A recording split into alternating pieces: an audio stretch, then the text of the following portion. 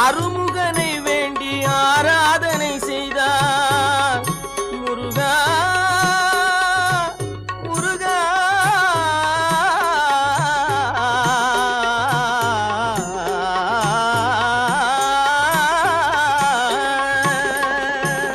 அருமுகனை வேண்டி ஆராதனை செய்தால் அருகில் ஓடி வருவான்.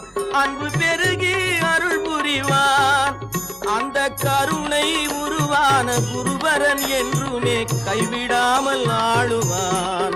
அப்பன் முருகனை கூப்பிட்டு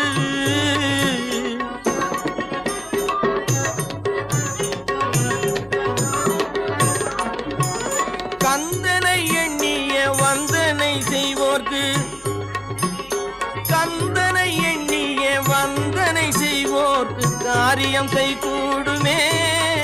பகை மாறி